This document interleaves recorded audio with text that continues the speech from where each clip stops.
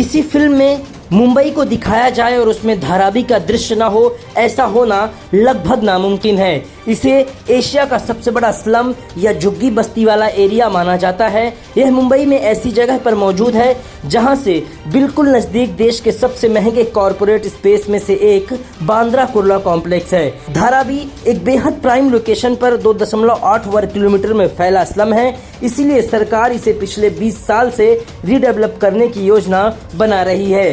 कई बार इसके लिए टेंडर निकाले गए, फिर उन्हें कैंसिल कर दिया गया। 2004 में सबसे पहले रीडेवलपमेंट प्रोजेक्ट का प्रस्ताव रखा गया था। इसमें 68,000 लोगों के स्थानांतरण की बात थी। इनमें झुग्गियों में रहने वाले लोगों के साथ साथ फैक्ट्रियां, वर्कशॉप आदि भी शामिल थे। आपको बता दें कि इस प्लान में उन लोगों को मुफ्त में पक्के घर दिए जाने थे जिनके पास वहां 1 जनवरी 2000 पहले से रहने का प्रमाण था। इसके बाद वालों को पैसे लेकर दिए जाने की योजना थी। हालांकि यह प्लान परवान नहीं चढ़ा। इसी तरह सरकारें बदली और कई प्लान आए, लेकिन कुछ भी पक्का नहीं हो पाया। इसके बाद साल 2018 में देवेंद्र फडणवीस की अगुवाई वाली सरकार ने एक बार फिर रीडेवलपमेंट प्रोजेक्ट के लिए एक नए मॉडल को मंजूरी दी। इसके लिए बोलियां लगाई गई और दुबई की इंफ्रास्ट्रक्चर कंपनी सेल्क्यून टेक्नोलॉजी ने अडानी समूह को पछाड़ते हुए इस बोली को जीत लिया। हालांकि रेलवे की जमीन को इसमें शामिल करने को लेकर हुए विवाद के बाद इसे कैंसिल कर दिया गया। साल 2020 में उद्धव ठाकरे सरकार ने इससे संबंधित जितने भी टेंडर थे उन्हें कैंसिल कर दिया और कहा कि नए टेंडर लाए जाएंगे।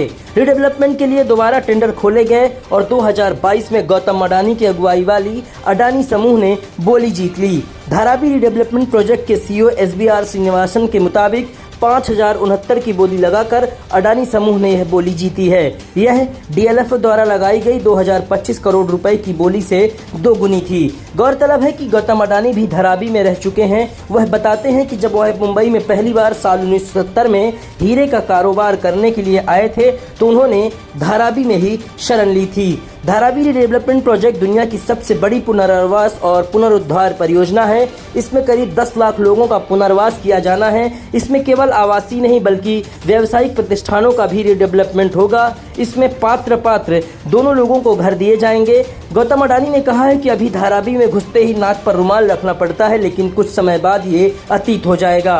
उन्होंने कहा कि यहाँ गैस, पानी, साफ सफाई, स्वास्थ्य देखभाल और मनोरंजन की सुविधाओं के साथ विश्व स्तरीय अस्पताल और स्कूल बनाए जाएंगे। उन्होंने यह भी कहा है कि धारावी का रीडेवलपमेंट प्रोजेक्ट शुरू करने से पहले यहाँ रह रहे लोगों को अस्थायी रूप से कहीं स्थानांतरित करने की व्यवस्था की जाएगी। उसके बाद ही इसके पुनर्विकास का काम शुरू होगा। Bureau report, IN24 news.